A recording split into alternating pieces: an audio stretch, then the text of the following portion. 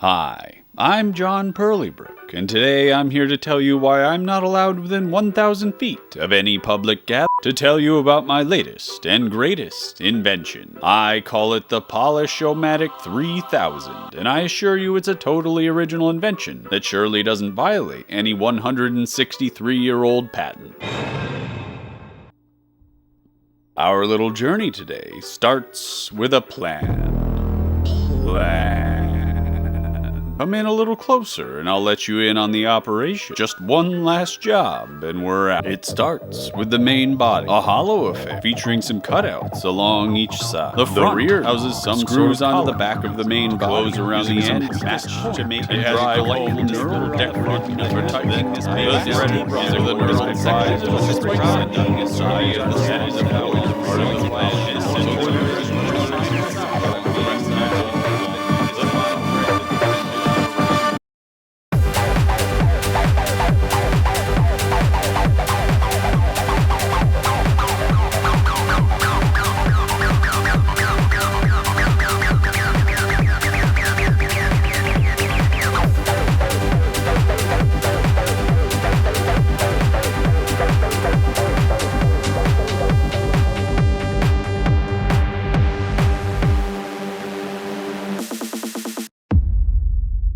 It all started with the collet nut, which is, this thing here. Oh, that's not it, actually. Wait.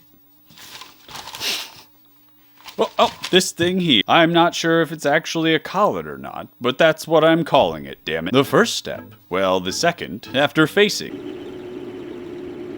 which is tradition after all, is drilling. But after repeatedly jamming my favorite number 20 drill into the workpiece, I discovered that it was in need of a sharpen. In packing up the camera to move to the workbench, I saw a butterfly. So I dropped everything to the floor beneath my feet and rushed to build. The camera's sitting on top of it right now.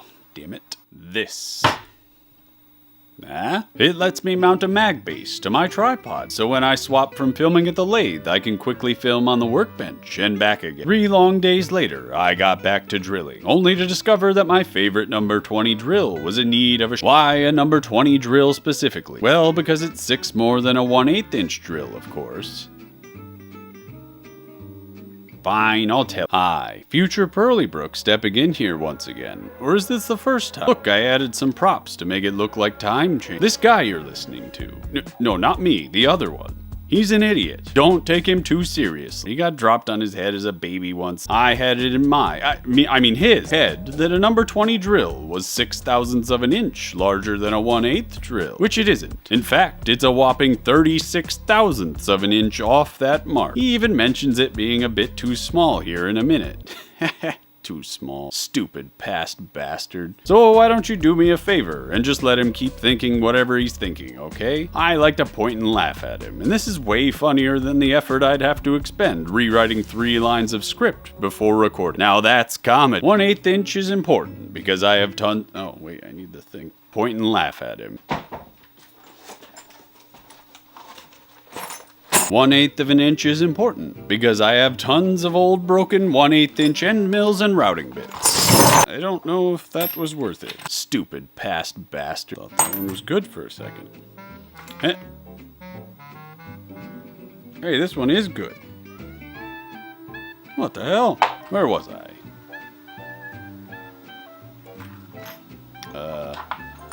This one still has a cap on it. What am I doing? My precious thing! Anyway, making for very good anvil stuff. Look at that one. That's just a solid piece of carbide.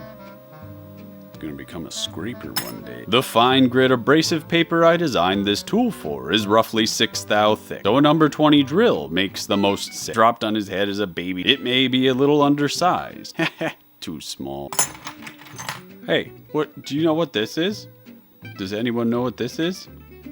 That got my dog going. It kind of looks like a parting blade, but I don't know why it would have this. Anyway, I need to put this away because I will never record anything else in this video if I This one looks really good. What? With that butterfly infestation finally dealt with, I started cutting my taper, only to discover that my favorite number 20 drill... I'm not re-recording that. Like I said to my date on prom night, I have little to no idea what's going on inside this bore. I'm 100% going by feel here, with a dash of hopes and dreams that this tool is cutting any sort of taper at all. So I grabbed an indicator, slapped it in my favorite tool holder, and jammed it all up inside. Well, would you look at that? Like I said to my date, there is some sort of taper in there after all. Just ignore those little wiggles. I may have gotten a little overzealous with the plethora of knobs in front of me and tried to drag the cutter out using the compound slide instead of the cross slide. Stupid past bastard. With that, like I said to my date, all the internal features are fully formed. Or are they? No, they are. Everybody just calm down. Everything's going according to plan. Certainly there aren't any looming taper-related issues lurking in the shadows.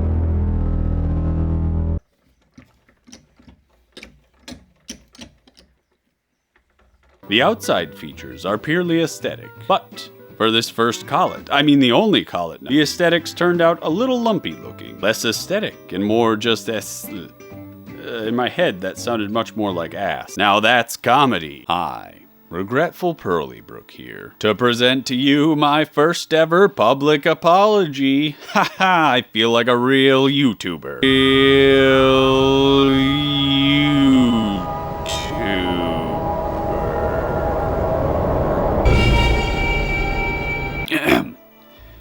It's come to my attention that at least 2 of you found the last video looking for more information on your own small peepees. In traditional YouTube apology fashion, I'm not taking any responsibility for what I may or may not have hypothetically not done, said, thought, or fantasized about. Instead, I offer my condolences for you thinking that I did perhaps not actually, but maybe did those horrible things everyone knows I did. In fact, you should be the one apologizing to me. As someone suffering from the same condition, I applaud your bravery. I'm sure that together we can overcome whatever precision problems face us in the future. For the other one of you, I offer nothing, for John Pearlybrook is indeed the source of the rapture. Bow before me and repent.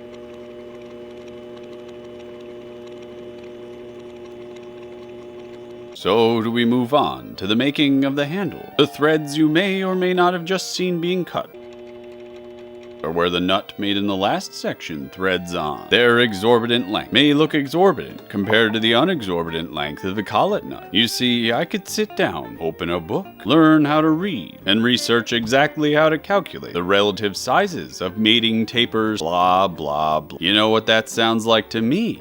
A bunch of nerd shit.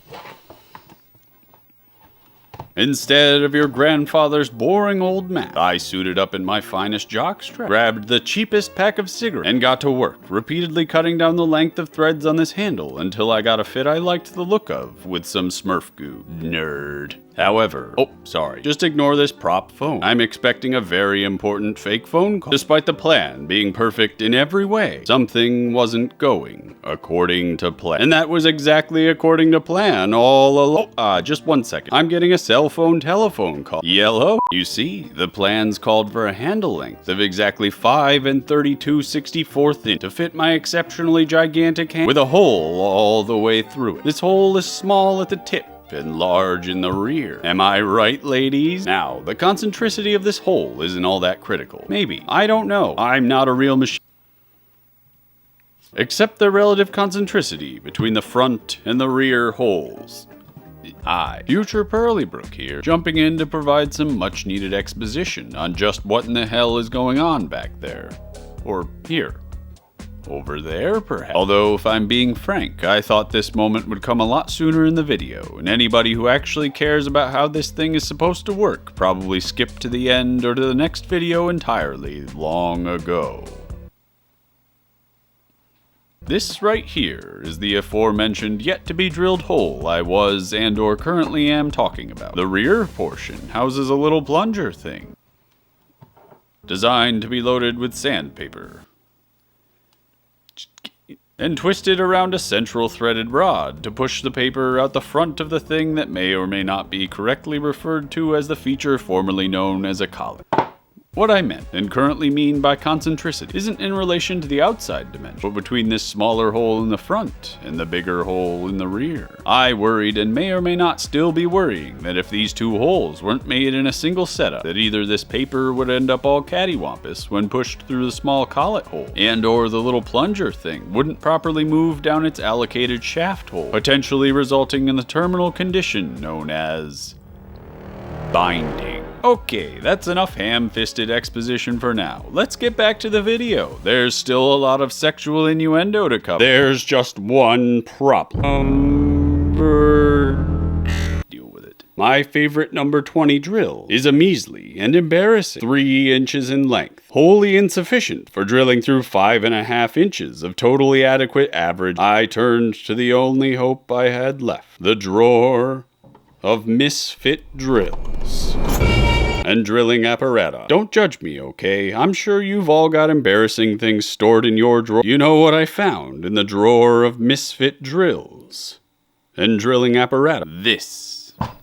This comically and embarrassingly oversized 12-inch long number 30 drill, despite 30 being 10 larger than 20, according to Mr. Thompson and his precious 8th grade math class, is slightly smaller than it, which I absolutely never failed and never had to go to summer school.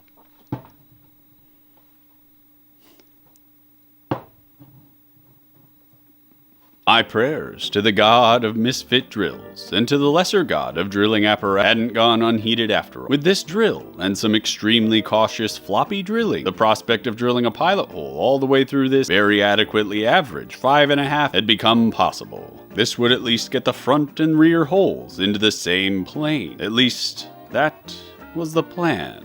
One of you, and I'm looking at you, Mr. Orr, is a filthy rat, which of course was the plan all along. Haha, walked right into that one, you stupid.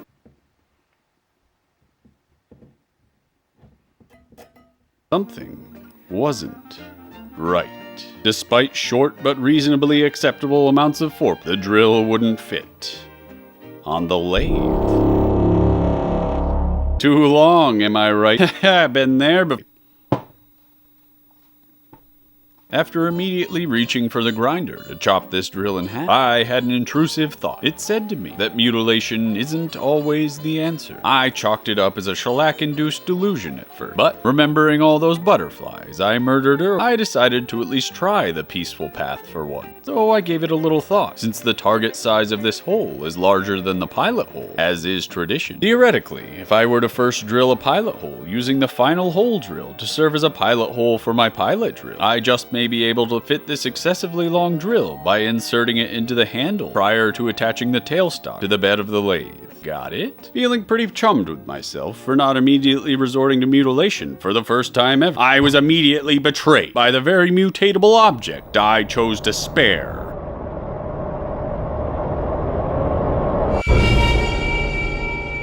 You see this bend? This banana shape. I know. Some people like the way it feels. This accursed shape is the result of treachery. For this drill, this longest of drills, is bent. So mutilation it was. Look, I don't enjoy mutilating phallic objects out of envy, but if I have to, I might as well enjoy allay that enjoyment, for the bend, in some grotesque mockery of a banana, is only 4 inches from the tip of the drill. I would never be able to mutilate it enough to get both the length I needed and the straight section of the drill in the same orange. Having had enough of this drilling nonsense, I said to hell with concentricity. I'm just going to behead this handle from the greater stock and drill it from the rear like any respectable gentleman.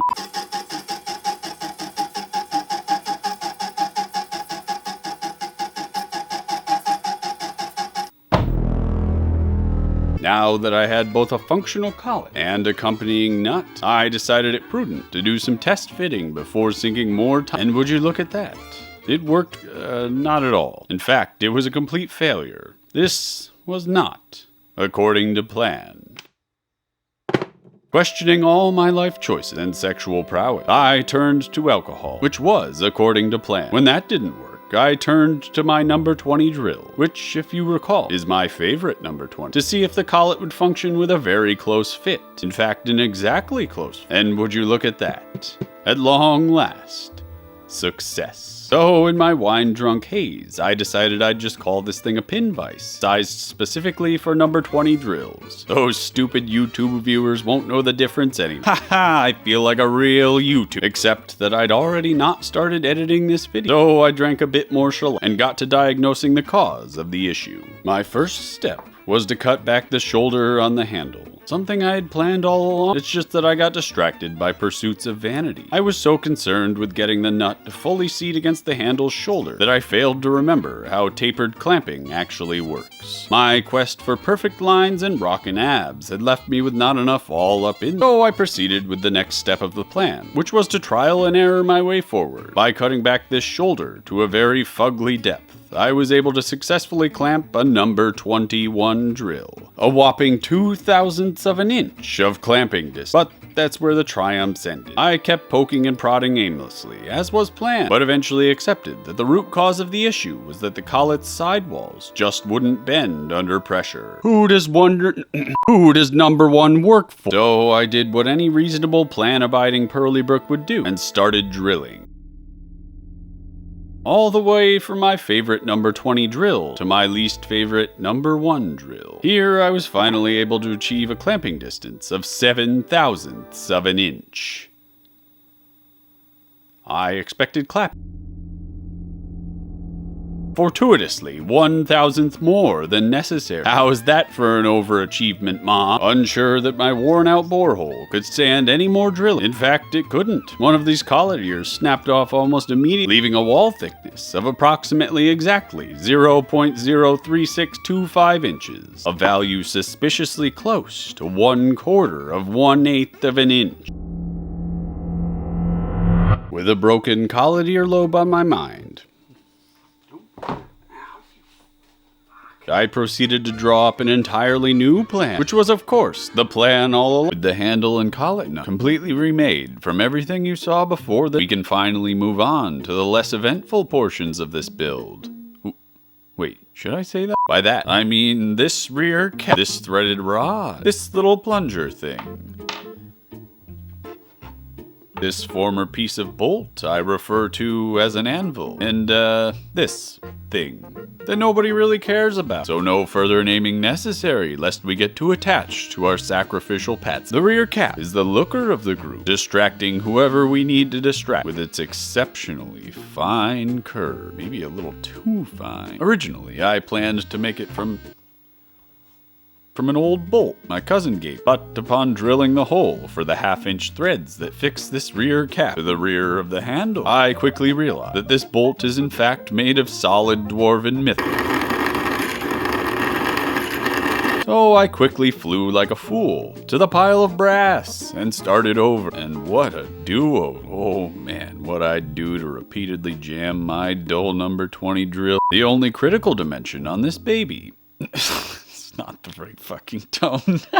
The only critical dimension on this baby, minus the aforementioned threads, is the hole in the rear. Which, sorry milady, I wouldn't have said such rude things about jamming you with number 20 drills if I'd known you were spoken for. This hole I reamed to precisely 0.247 inch, so I could gently and firmly smack the smooth section of this incredibly lucky 1/4-inch rod all up inside, making for a delightful interference fit. Boy, I tell you, there's nothing like hammering 2 pieces of metal like the wily carpenter to make you feel like a real grown-up machinist. The threaded rod is even simpler, just a 1/4-inch 28 fine-pitched thread and a little 1/8-inch reamed hole in the front of it. This hole accepts the anvil, which the paper goes around. And also, why are you so big?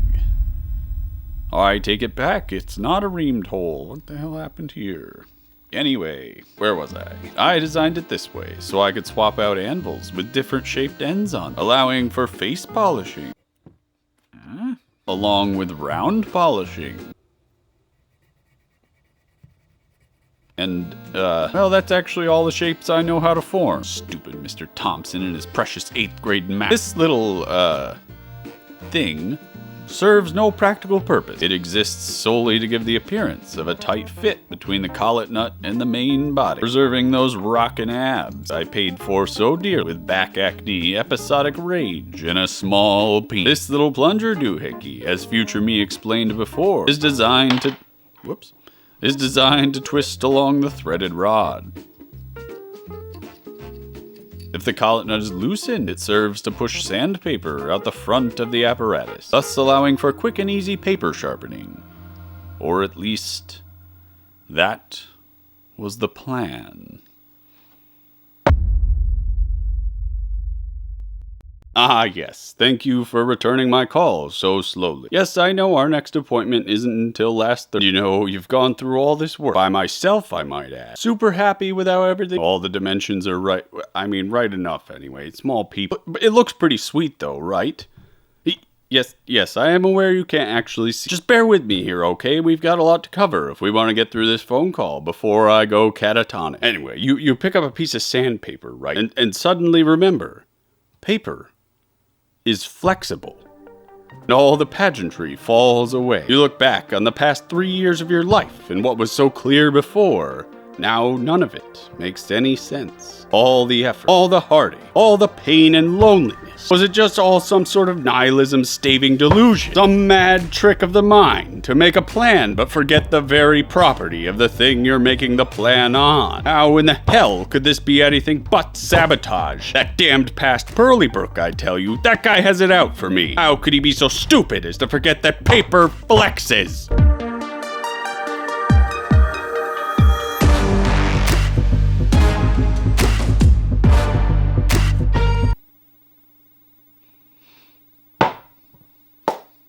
What the hell are you doing out there? Yes, I'm afraid that the filthy rat amongst us wasn't actually the red herring 12-inch Black Mama drill after, but that perfidious past Pearly. The triple P strikes again. He can't keep getting away with this. You see, despite the plan being absolutely perfect and everything going absolutely according to sabotage prevents us from attaining that one last job payout. As is tradition, the issue is actually twofold. One being the aforementioned unforeseeable flexible nature of paper, with the plunger's action being one of twisting around the center pole. The plan was that the paper would be pushed up linearly along the outside of the pole and out the collet on the other side. But instead, this loose, meddlesome hussy just twists its... Tell me it's actually working now. But instead, this loose, meddlesome hussy just twists its way around the pole in a most seductive manner, forming that terminal condition known as binding. Can you see that? Is that in focus? In fact, without much redesign, this issue may be prevented entirely. If the hole behind the feature that may or may not be correctly referred to as a collet was slightly looser, with the sidewalls being a measly 0.03625 inches thick, I am reluctant to resume my destructive drilling lust, lest this perhaps maybe a collet lose its ear just like the last. As it is, it actually performs the exact function I set out to achieve with it just fine. Would you stop being a meddlesome huss? Hey, you know where that line comes from? My favorite Doctor Who episode. The main villain wears platform shoes the whole time. And then the other main villain... Oh, it's great. Oh, you're gonna love it. It works just... It's not working at all. As it actually performs the exact function I set out to achieve with it just fine. Huh? Look at that. It works like a charm. Yeah, that actually did work. Hey, look at that. In fact, maybe even better than by design, considering that I can just pull more paper out by hand rather than twisting a... I'm not going to do that. You know what happens there. Rather than twisting a tiny, hard-to-grasp plunger thing up and down all the time. If I had to do it all over again, I'd still plan to work in this completely useless, over-engineered little plunger thing. Why? Nobody asked. Because I'm horribly alone. Well, nobody. Because I take solace in the fact that in 300 years, some intrepid young archaeologists will unearth this thing and set about their life's work, trying to figure out just what in the hell this little screw plunger thing was actually used for.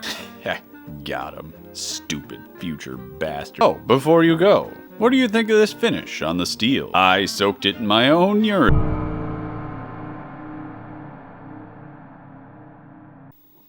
I'm just pulling your armpit hair. That's just some rust-filled citric acid solution. I'd drink some to prove I'm just joking, but I'm afraid that wouldn't prove anything given my reputation. I didn't get expelled from Mr. Thompson's 8th grade math class for nothing. Hey, funny story. When I went to summer school that year, it was at a completely different school with a completely different teacher. Well, she was extremely pregnant and had to leave midway through the summer to deliver a baby or something. Well, wouldn't you know, who walked in the door after her but Mr. Thompson himself. He looked at me and my fellow delinquent compatriot with a knowing smile, and I gave him a wink. Then we all sat down and had a good laugh over some glasses of hot piss. I soaked these steel bits in that citric acid solution for a few hours on top of the hot plate. Then dipped them in some motor oil. I was trying for a finish a bit more like that classic, rusty, well-loved tool patina look, which may sound a bit odd to those of you acquainted with using citric acid as a rust remover, but don't judge me, okay? It sort of worked on this little test knob. But I'm not kicking this patina out of bed for drinking. Plus, it's far less effort than trying to polish all these things after they've been removed from the lid. And here at Pearlybrook and Company, hey, that's you. We're all about lazy efficiency. Well, anyway, friends, I hope this video was informative. Maybe you even learned something along the way. Maybe you even looked to old Pearlybrook as a sort of mentor, a role model to model your own life by. If you work real hard, maybe one day you too can get expelled from Mr. Thompson's 8th grade math. To be young again. Until next time, keep your plans loose and your number 20 drills sharp.